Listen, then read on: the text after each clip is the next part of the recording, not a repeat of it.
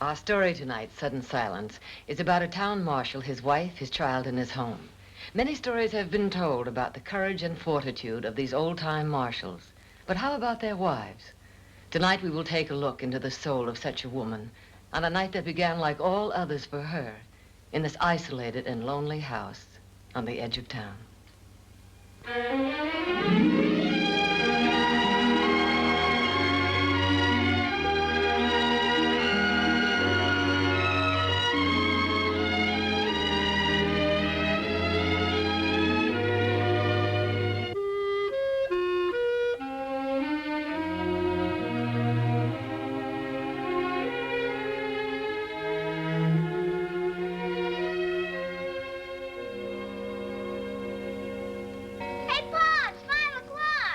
Thanks for reminding me. Can I come out and say goodbye? You stay right in bed. Oh, I'd like to ship that clock back to Aunt Ellen in Philadelphia. I thought you loved all that old furniture she sent you. Well, I do, but when it chimes 5 back there, it just means that everybody has tea.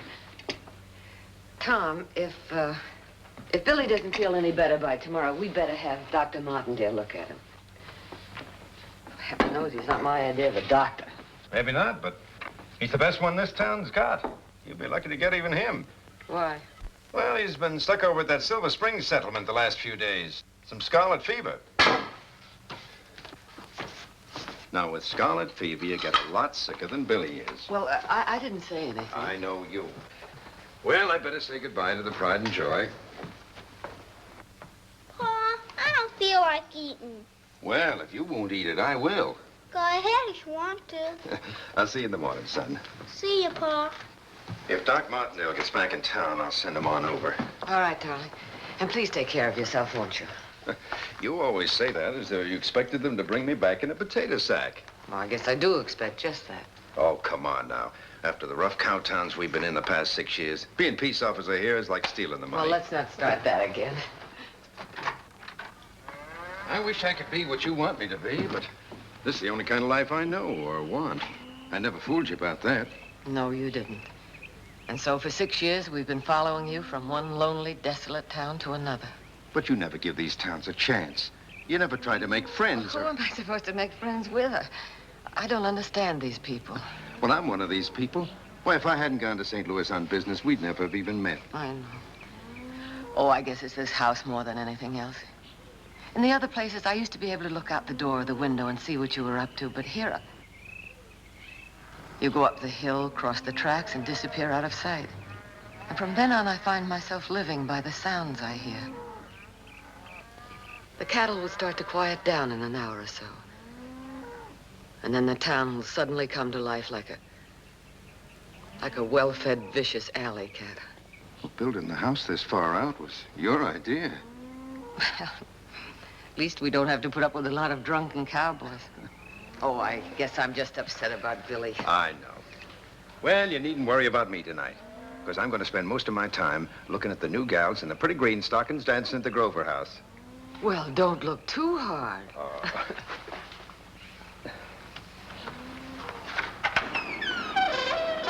I'm going to get that grease at the hardware store tonight for sure. Where have I heard that before? I'll see you in the morning. Hi, Mr. Jackson. Hi, Tom. Hello, Miss Frazier. Hello.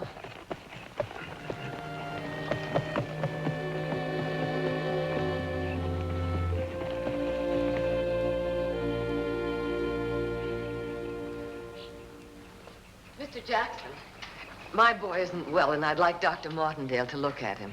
Does your mother expect him within the next couple of days? No, Mother hasn't had a bad spell in weeks. After a long, active life, not being able to do anything but lie in bed kind of gets her down. Yes, of course. Please tell her I'll try and drop by more often. She'd certainly appreciate that, Miss Frazier.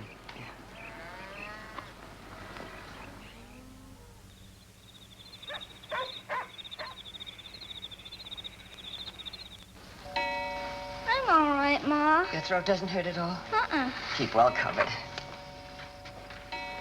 Tom, what are you doing home this time of I night? came home, that's all. Is anything wrong? No, nothing wrong. Is there any coffee left? Tom, you're keeping something from me. What is it? I just decided to come home, that's all. You've never acted like this before. Whatever it is, it must be serious. Now, look, darling, it's nothing that concerns you. Let's not talk about it. Pa, how come you're home, Pa? It ain't morning. That's right. Now, how come you're not asleep? You feeling all right? Sure. Irene, stay with the boy. Why,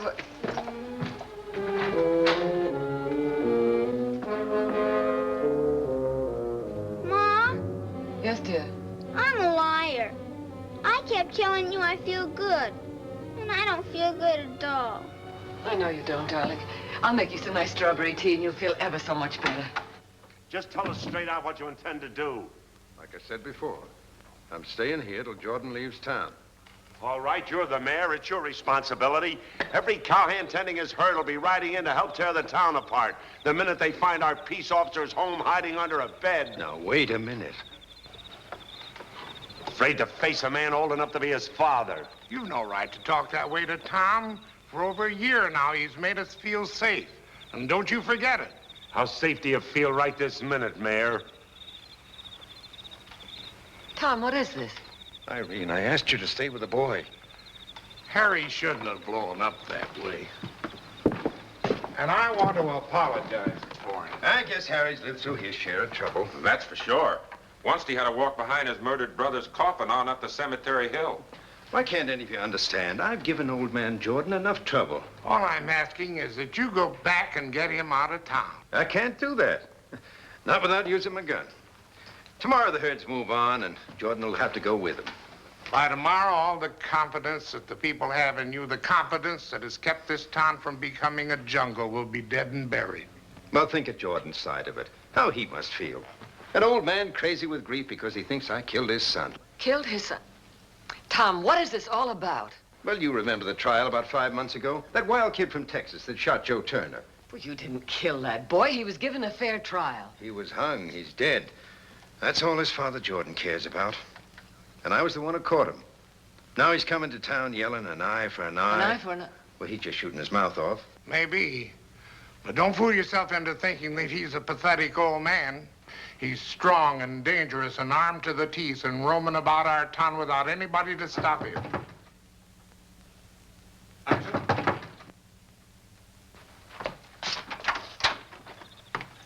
My clerk came out and told me what happened. I called him a liar. You are going back to town. Not tonight. Well, then, I gotta go to my store and get the iron shutters out of the basement, see everything's secure. Might take a couple of hours. Miss Fraser. Yes? Could you look in my mother and see if she's all right? Yes, of course. Thank you. Listen, Cowhands firing the guns as they ride into town. That's nothing new. maybe not, Tom, but your place is in town tonight. What about us? What about our son? Or isn't that important? An eye for an eye, that's what Jordan said. A son for a son. Irene. Where else should Tom be but with his wife and child? What do you want for your $100 a month? There are wives and children in town, too, Mrs. Fraser. Wait. I'll go with you. Tom! Irene. You'd leave us? Well, George will stay with you right here in this room. He'll look after you. He's a fine man. Then why can't he go into town? Well, it's Tom they respect, Miss Fraser. With me, they just shoot it out. Best man wins. He's right, Mrs. I don't care if it's true or not. It's us he should worry about.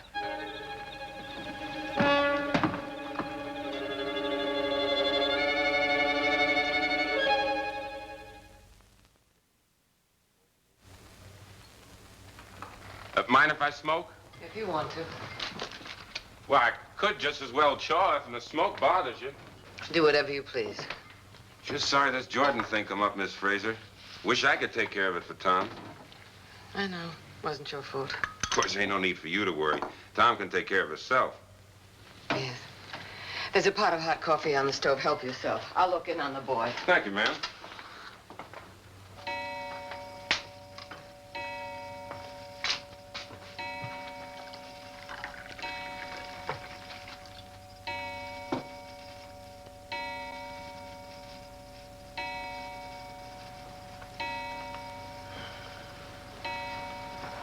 Is the boy all right? He seems to be sleeping now.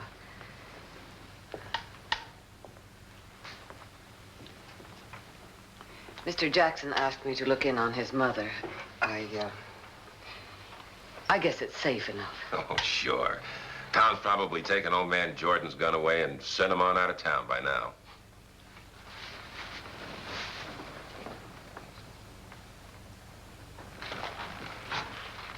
Oh, why don't you leave the door open, Miss Fraser? Get some fresh air.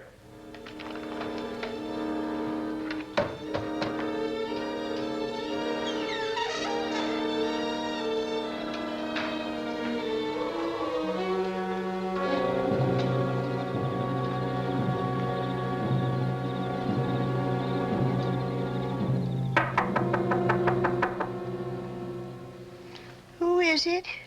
Mrs. Fraser from next door. Nothing wrong, is there, girl? No, of course not. Your son asked me to drop by and see what you were up to. Dancing an Irish jig and frying half a dozen spring chickens. Well, if there's nothing I can do for you, I'd better be getting back. My son isn't well. You mothers nowadays get all excited if the boy's nose runs a little. We had cholera sweep through us, killing 2 out of every 3. There were new graves dotting all the roadsides and the camping places. I'll drop by again. Now, don't you trouble yourself. If the boy is really sick, But your son said... well, if I feel a spell coming on, I'll use this. If you hear it, well, maybe you better drop in on me. There's medicine there on the dresser. Miss Fraser. What is it? Miss Fraser, you better come quick, ma'am.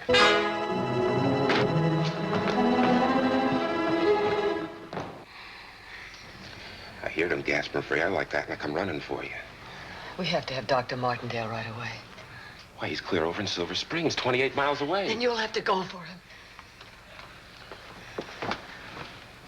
Oh, what are you waiting for? Miss Fraser, I don't know. How about old man Jordan? You told me yourself Tom probably already chased him out of town. Well, yeah, We need the doctor. But you and the boy...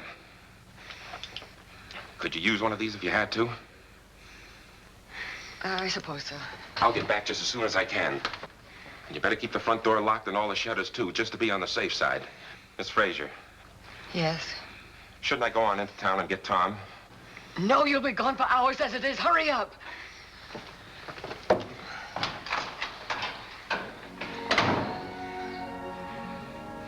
You'll be all right, darling. You'll be well soon. We'll leave here and we'll never come back.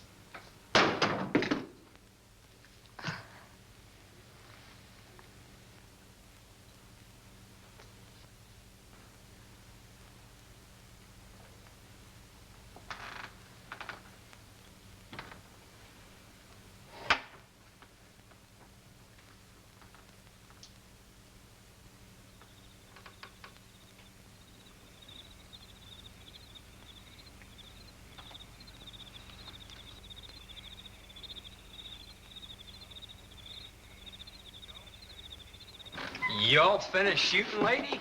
Because if you finish shooting and pounding on my hand, I'd much appreciate your telling Helen that Nate is here and mad as a hornet. I figured it was Helen who's doing all the smashing and shooting. I didn't figure everybody in the boarding house was crazy like her. I could have killed you. That's no lie. Shooting through a door like that. I thought it was someone else.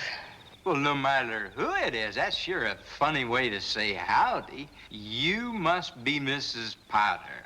Helen was telling me that she lived with a Mrs. Potter. Mrs. Potter's rooming house is on the other side of town. The other side?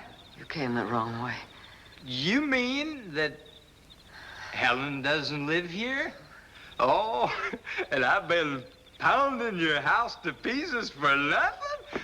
Oh, I don't blame you for acting up. I have to go. My son is sick. Well, sure, lady. And I am awful sorry.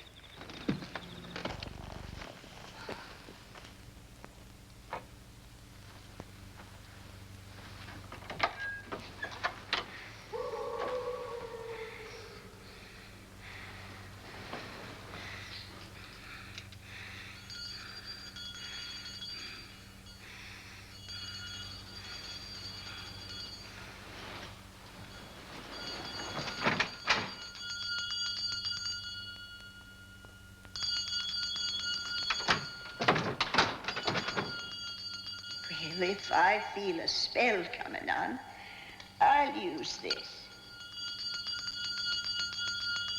Well, if I feel a spell coming on, I'll use this.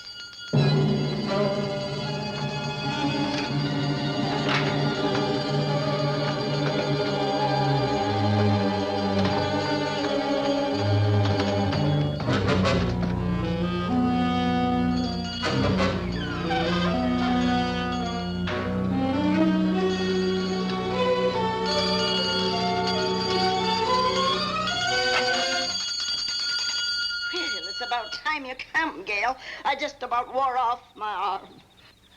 If you're not ill, why did you ring? First the man yelling about how sick your son is, and then that terrible pounding loud enough for God's judgment, and then the gunshots. What is a body supposed to do? Lie here and think about next Sunday's prayer meeting? What's going on here? I haven't time to tell you about it. I've got to get back to my boy. Sound of your voice. You won't be much use to him.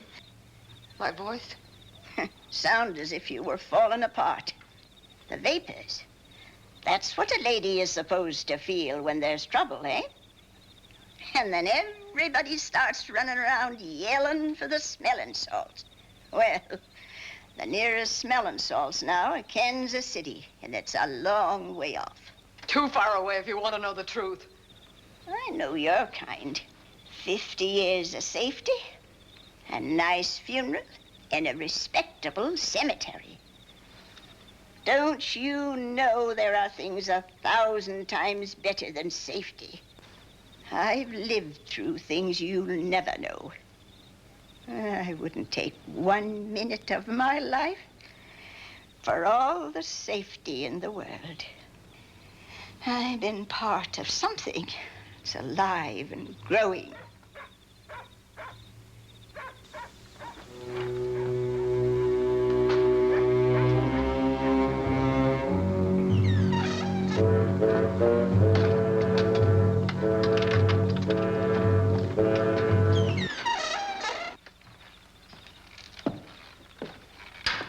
Inside, Mrs.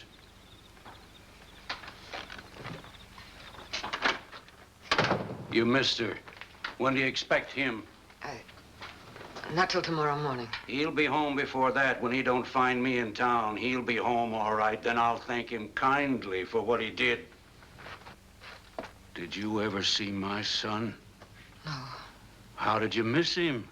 They say the whole town turned out for the hanging like it was a public holiday. But you can't blame my husband. Do you know how it feels to have him point to a mound of earth and say, that's your boy, Fred? Do you know how it feels to burn a kid's clothes? Who's in there, Mrs.?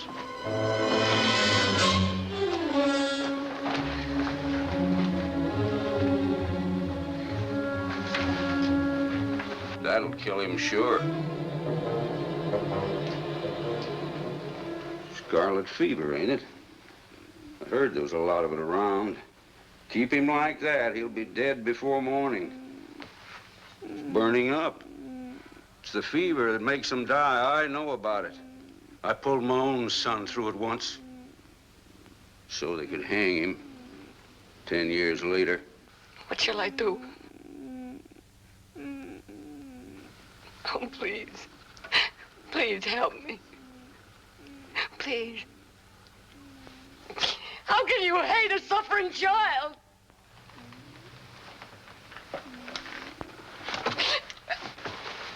What? Are you crazy? He'll get chilled. Get every sheet you've got in the house, soak it in cold water, and bring it to me. But that doesn't make any sense. You've got to get his fever down or he'll die. I'll do what you say.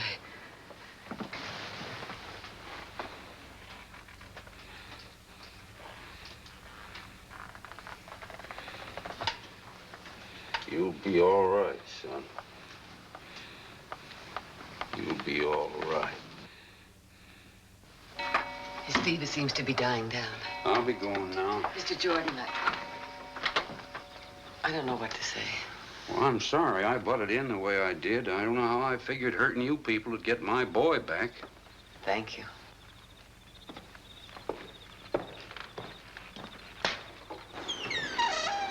All right, Jordan, hold it.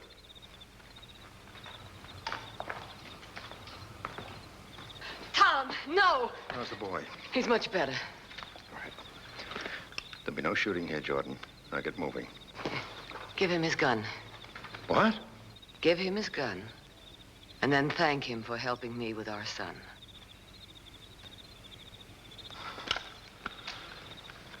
Sorry, mister, for all the trouble I caused you. Take good care of that boy, ma'am. He's a fine-looking lad. I don't understand, Irene. You will, Tom. Come on, I have a nice pot of coffee. All right, I could use it. What a night. What do you want, boy? 50 years of safety and a nice funeral in a respectable cemetery? What? Come on. What's this? Bullet holes. What else? Huh? Oh, come on, I'll tell you all about it.